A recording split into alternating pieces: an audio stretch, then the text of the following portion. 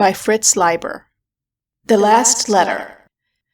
Who or what was the scoundrel that kept these carriers from the swift completion of their handsomely appointed rondos? On 10th month 1, 2457 AD, at exactly 9 a.m., Planetary Federation time, but with a permissible error of a millionth of a second either way, in the 5th sub-level of New York, Robot Postal Station 68, Black Sorter gulped down 10,000 pieces of first-class mail. This breakfast tidbit did not agree with the mail sorting machine. It was as if a robust dog had been fed a large chunk of good red meat with a strychnine pill in it. Black Sorter's innards went whir-clunk. A blue electric glow enveloped him, and he began to shake as if he might break loose from the concrete. He desperately spat back over his shoulder a single envelope, gave a great huff, and blew out toward the sorting tubes a medium-sized snowstorm consisting of the other 9,999 pieces of first-class mail, chewed to confetti. Then, still convulsed, he snapped up a fresh 10,000 and proceeded to chomp and grind on them. Black Sorter was rugged. The rejected envelope was tongued up by Red Subsorter, who growled deep in his throat, said a very bad word, and passed it to Yellow Rerouter, who passed it to Green Rerouter, who passed it to Brown Study, who passed it to Pink Wastebasket. Unlike Black Sorter, Pink Wastebasket was very delicate, though highly intuitive. The machine equivalent of a white Russian countess. She was designed to scan in 3,137 codes, route special delivery space mail to interplanetary liners by messenger rocket, and distinguish 9s from upside-down 6s. Pink Wastebasket haughtily inhaled the offending envelope and almost instantly turned a bright crimson and began to tremble. After a few minutes, small atomic flames started to flicker from her midsection. White Nursemaid 7 and Greasy Joe both received Pink Wastebasket's distress signal and got there as fast as their wheels would roll them, but the highborn machine's malady was beyond their simple skills of oil can and electroshock. They summoned other machine-tending and repairing machines, ones far more expert than themselves, but all were baffled. It was clear that Pink Wastebasket, who continued to tremble and flicker uncontrollably, was suffering from the equivalent of a major psychosis with severe psychosomatic symptoms. She spat a stream of filthy ions at Gray Psychiatrist, not recognizing her old friend. Meanwhile, the paper blizzard from Black Sorter was piling up in great drifts between the dark pillars of the sublevel, and flurries had reached Pink Wastebasket's aristocratic area. An expedition of sturdy machines, headed by 2 hastily summoned snowplows, was dispatched to immobilize Black Sorter at all costs. Pink Wastebasket, quivering like a demented hula dancer, was clearly approaching a crisis. Finally, Gray Psychiatrist, after consulting with Green Surgeon, and even then with an irritated reluctance as if he were calling in a witch doctor, summoned a human being. The human being walked respectfully around Pink Wastebasket several times and then gave her a nervous little poke with a rubber-handled probe. Pink Wastebasket gently regurgitated her last snack, turned dead white, gave a last flicker and shake, and expired. Black Coroner recorded the immediate cause of death as tinkering by a human being. The human being, a bald and scrawny one named Potshelter, picked up the envelope responsible for all the trouble, stared at it incredulously, opened it with trembling fingers, scanned the contents briefly, gave a great shriek, and ran off at top speed, forgetting to hop on his perambulator, which followed him, making anxious clucking noises. The nearest human representative of the Solar Bureau of Investigation, a rather wooden-looking man named Crumbine, also bald, recognized Potshelter as soon as the latter burst gasping into his office, squeezing through the door while it was still dilating. The human beings whose work took them among the top brass, as the upper echelon machines were sometimes referred to, formed a kind of human elite, just one big nervous family. "Sit down, Potshelter," the SBI man said. "Hold still a second so the chair can grab you. Hitch onto the hookah and choose a tranquilizer from the tray at your elbow. Whatever deviation you've uncovered can't be that much of a danger to the planets. I imagine that when you leave this office, the solar battle fleet will still be orbiting peacefully around Luna." "I seriously doubt that." Potshelter gulped a large lavender pill and took a deep breath. "Crumbine, a letter turned up in the first-class mail this morning. Great Scott! It is a letter from one person to another person. Good Lord! The flow of advertising has been seriously interfered with. At a modest estimate, 300 million pieces of expensive first-class advertising have already been chewed to rags, and I'm not sure the steel helms, God bless them, have the trouble in hand yet. Judas Priest! Naturally, the poor machines weren't able to cope with the letter. It was utterly outside their experience, beyond the furthest reach of their programming. It threw them into a terrible spasm. Pink Wastebasket is dead, and at this very instant, if we're lucky, 3 police machines of the toughest blued steel are holding down Black Sorter and putting a muzzle on him. Great Scott, it's incredible, Potshelter. And Pink Wastebasket dead? Take another tranquilizer, Potshelter, and hand over the tray. Crumbine received it with trembling fingers, started to pick up a big pink pill, but drew back his hand from it in sudden revulsion at its color, and swallowed 2 blue oval ones instead. The man was obviously fighting to control himself. He said unsteadily, I almost never take doubles, but this news you bring? Good Lord! I seem to recall a case where someone tried to send a sound tape through the mails, but that was before my time. Incidentally, is there any possibility that this is a letter sent by one group of persons to another group? A hive or a therapy group or a social club? That would be bad enough, of course, but no, just one single person sending to another. Potshelter's expression set in grimly solicitous lines. I can see you don't quite understand, Crumbine. This was not a sound tape, but a letter, written in letters. You know, letters, characters like books. Don't mention books in this office. Crumbine drew himself up angrily and then slumped back. Excuse me, Potshelter, but I find this very difficult to face squarely. Do I understand you to say that one person has tried to use the mails to send a printed sheet of some sort to another? Worse than that, a written letter. Written? I don't recognize the word.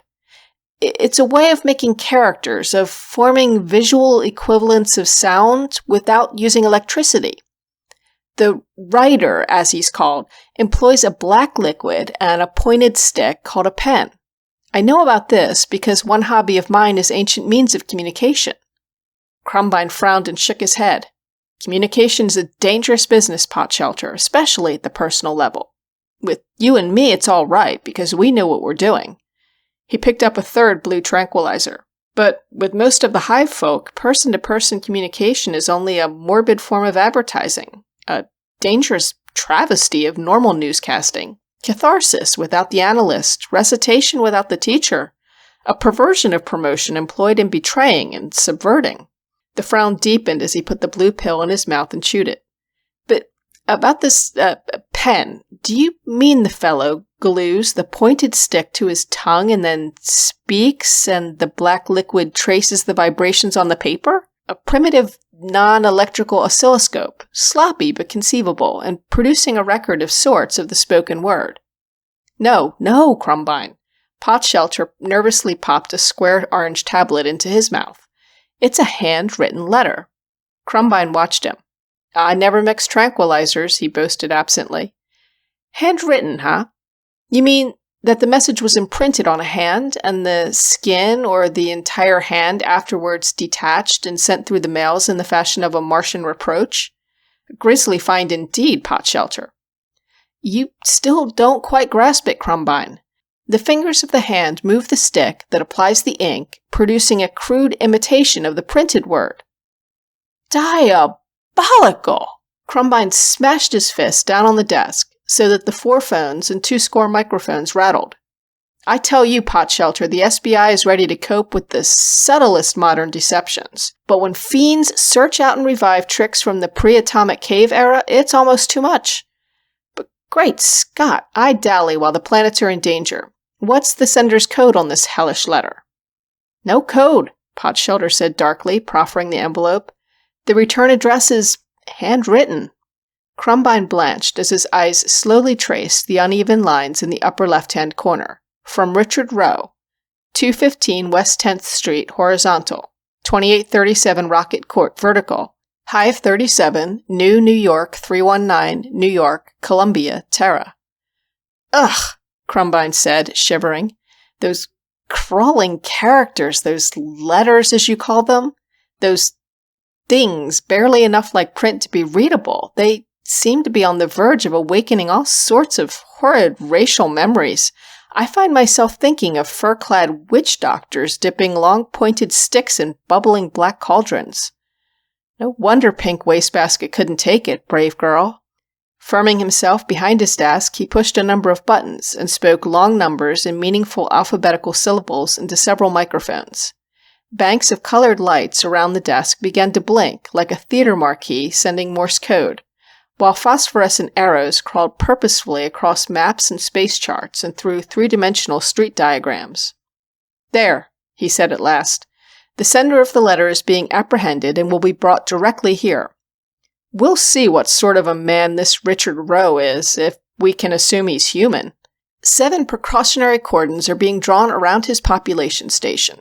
3 composed of machines, 2 of SBI agents, and 2 consisting of human and mechanical medical combat teams. Same goes for the intended recipient of the letter. Meanwhile, a destroyer squadron of the Solar Fleet has been detached to orbit over New York. In case it becomes necessary to Z-bomb?" Potshelter asked grimly. Crumbine nodded. "With all those villains lurking just outside the solar system in their invisible black ships, with planet-side in their hearts, we can't be too careful. One word transmitted from one spy to another, anything may happen, and we must bomb before they do so as to contain our losses. Better one city destroyed than a traitor on the loose who may destroy many cities. 100 years ago, 3 person-to-person postcards went through the mails. Just 3 postcards, Potshelter, and poof, went Schenectady, Hoboken, Cicero, and Walla Walla. Here, as long as you're mixing them, try one of these oval blues. I find them best for steady swallowing." Bells jangled. Crumbine grabbed up 2 phones, holding one to each ear. Potshelter automatically picked up a third. The ringing continued. Crumbine started to wedge one of his phones under his chin, nodded sharply at Potshelter, and then toward a cluster of microphones at the end of the table. Potshelter picked up a 4th phone from behind them. The ringing stopped. The 2 men listened, looking doped, Crumbine with an eye fixed on the sweep-second hand of the large wall clock. When it had made 1 revolution, he cradled his phones. Potshelter followed suit. "I do like the simplicity of the new on-the-hour Puffy Loaf phono commercial," the latter remarked thoughtfully. "The bread that's lighter than air. Nice." Crumbine nodded. "I hear they've had to add masks to the lead foil wrapping to keep the loaves from floating off the shelves. Fact." He cleared his throat. "Too bad we can't listen to more phono commercials, but even when there isn't a crisis on the agenda, I find I have to budget my listening time. 1 minute per hour strikes a reasonable balance between duty and self-indulgence." The nearest wall began to sing. "Mr. J. Augustus Crumbine, we all think you're fine, fine, fine, fine. Now out of the skyey blue come some telegrams for you." The wall opened to a small heart shape toward the center, and a sheaf of pale yellow envelopes arced out and plopped on the middle of the desk. Crumbine started to leaf through them, scanning the little transparent windows. Electronic soap, better homes and lending platforms, psycho blinkers, your girl next door, poppy whoppies, poopsie whoopsies. He started to open an envelope, and then, after a quick look around and an apologetic smile at Potshelter, dumped them all in the disposal hopper, which gargled briefly. "After all, there is a crisis this morning," he said in a defensive voice. Potshelter nodded absently. "I can remember back before personalized delivery and rhyming robots," he observed. "But how I'd miss them now, so much more distingué than the hives with their non-personalized radio, TV, and stereo advertising. For that matter, I believe there are some backward areas on Terra where the great advertising potential of telephones and telegrams hasn't been fully realized, and they are still used in part for personal communication. Now me, I've never in my life sent or received a message except on my walkie-talkie." He patted his breast pocket. Crumbine nodded, but he was a trifle shocked and inclined to revise his estimate of Potshelter's social status. Crumbine conducted his own social correspondence solely by telepathy. He shared, with 3 other SBI officials, a private telepath, a charming albino girl named Agnes. "Yes, and it's a very handsome walkie-talkie," he assured Potshelter a little falsely. "Suits you. I like the upswept antenna." He drummed on the desk and swallowed another blue tranquilizer. "Damn it, what's happened to those machines? They ought to have the 2 spies here by now. Did you notice that the second, the intended recipient of the letter, Seems to be female. Another good Terran name, too. Jane Doe. Hive in Upper Manhattan. He began to tap the envelope sharply against the desk. Damn it, where are they? Excuse me, Potshelter said hesitantly, but I'm wondering why you haven't read the message inside the envelope. Crumbine looked at him blankly. Great Scott, I assumed that at least it was in some secret code, of course. Normally I'd have asked you to have Pink Wastebasket try her skill on it, but... His eyes widened and his voice sank. You don't mean to tell me that it's... Potshelter nodded grimly. Handwritten too, yes. Crumbine winced. I keep trying to forget that aspect of the case. He dug out the message with shaking fingers, fumbled it open, and read. Dear Jane, it must surprise you that I know your name, for our hives are widely separated. Do you recall day before yesterday when your guided tour of Grand Central Spaceport got stalled because the guide blew a fuse? I was the young man with hair in the tour behind yours. You were a little frightened, and a group mistress was reassuring you. The machine spoke your name. Since then, I have been unable to forget you. When I go to sleep, I dream of your face looking up sadly at the mistress's kindly photocells. I don't know how to get in touch with you, but my grandfather has told me stories his grandfather told him, that his grandfather told him about young men writing what he calls love letters to young ladies. So, I am writing you a love letter. I work in a first-class advertising house, and I will slip this love letter into an outgoing 10,000 pack and hope. Do not be frightened of me, Jane. I am no caveman, except for my hair. I'm not insane. I am emotionally disturbed, but in a way that no machine has ever described to me. I want only your happiness. Sincerely, Richard Rowe. Crumbine slumped back in his chair, which braced itself manfully against him, and looked long and thoughtfully at Potshelter. Well, if that's a code, it's certainly a fiendishly subtle one. You'd think he was talking to his girl next door. Potshelter nodded wonderingly. I only read as far as where they were planning to blow up Grand Central Spaceport and all the guides in it. Judas Priest, I think I have it, Crumbine shot up. It's a pilot advertisement, boy next door, or that kind of thing, printed to look like handwrittening, which would make all the difference. And the pilot copy got mailed by accident, which would mean there is no real Richard Rowe.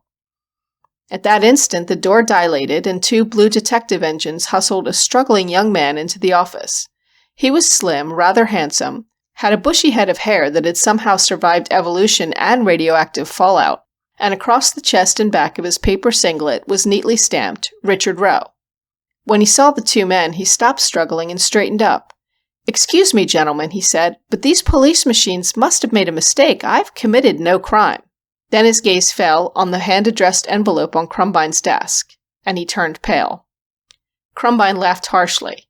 No crime. No, not at all. Merely using the mails to communicate. Ha! The young man shrank back. I'm sorry, sir. Sorry, he says. Do you realize that your insane prank has resulted in the destruction of perhaps 500 million pieces of first-class advertising? In the strangulation of a postal station and the paralysis of Lower Manhattan? In the mobilization of SBI reserves, the demothballing of 2 divisions of GI machines, and the redeployment of the solar battle fleet? Good Lord, boy, why did you do it? Richard Rowe continued to shrink, but he squared his shoulders. I'm sorry, sir, but I just had to. I just had to get in touch with Jane Doe. A girl from another hive? A girl you'd merely gazed at because a guide happened to blow a fuse? Crumbine stood up, shaking an angry finger. Great Scott, boy, where was your girl next door? Richard Rowe stared bravely at the finger, which made him look a trifle cross-eyed. She died, sir, both of them. But there should be at least 6. I know, sir, but of the other 4, 2 have been shipped to the Adirondacks on vacation, and 2 recently got married and haven't been replaced. Potshelter, a faraway look in his eyes, said softly, I think I'm beginning to understand. But Crumbine thundered on at Richard Rowe with, Good Lord, I can see you've had your troubles, boy. It isn't often we have these shortages of girls next door, so that temporarily a boy can't marry the girl next door as he always should. But Judas Priest, why didn't you take your troubles to your psychiatrist, your group master, your socializer, your queen mother? My psychiatrist is being overhauled, sir, and his replacement short-circuits every time he hears the word trouble. My group master and socializer are on vacation duty in the Adirondacks. My queen mother is busy replacing girls next door. Yes, it all fits, Potshelter proclaimed excitedly. Don't you see, Crumbine, except for a set of mischances that would only occur once in a billion times, the letter would never have been conceived or sent. You may have something there, Crumbine concurred. But in any case, boy, why did you, written this letter to this particular girl? What is there about Jane Doe that made you do it? Well, you see, sir, she's... Just then, the door redilated, and a blue matron machine conducted a young woman into the office. She was slim, and she had a head of hair that would have graced a museum beauty, while across the back and, well, chest is an inadequate word, of her paper chemise, Jane Doe was silk-screened in the palest pink. Crumbine did not repeat his last question. He had to admit to himself that it had been answered fully. Potshelter whistled respectfully. The blue detective engines gave hard-boiled grunts. Even the blue matron machine seemed awed by the girl's beauty. But she had eyes only for Richard Rowe. My Grand Central man, she breathed in amazement. The man I've dreamed of ever since. My man with hair. She noticed the way he was looking at her, and she breathed harder. Oh, darling, what have you done? I tried to send you a letter. A letter? For me? Oh, darling. Crumbine cleared his throat. Potshelter, I'm going to wind this up fast. Miss Doe, could you transfer to this young man's hive? Oh, yes, sir. Mine has an overplus of girls next door. Good. Mr. Rowe, there's a sky pilot 2 levels up. Look for the usual white collar just below the photocells.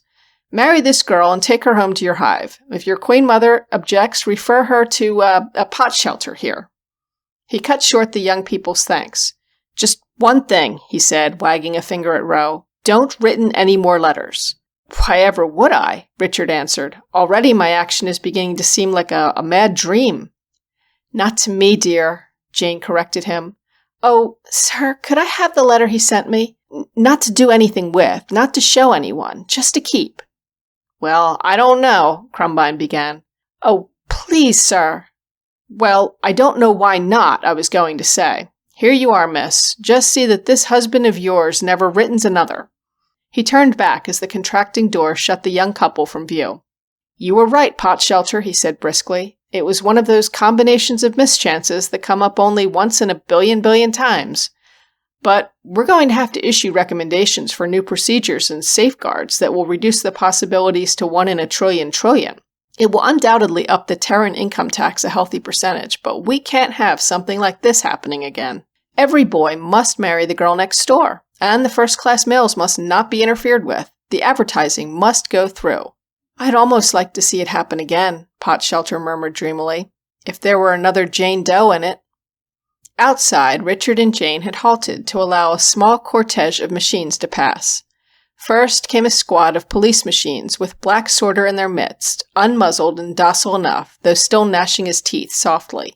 Then, stretched out horizontally and borne on the shoulders of Gray Psychiatrist, Black Coroner, White Nursemaid 7, and Greasy Joe, there passed the slim form of Pink Wastebasket, Snow White in death. The machines were keening softly, mournfully. Round about the black pillars, little Mecco mops were scurrying like mice, cleaning up the last of the first-class male bits of confetti.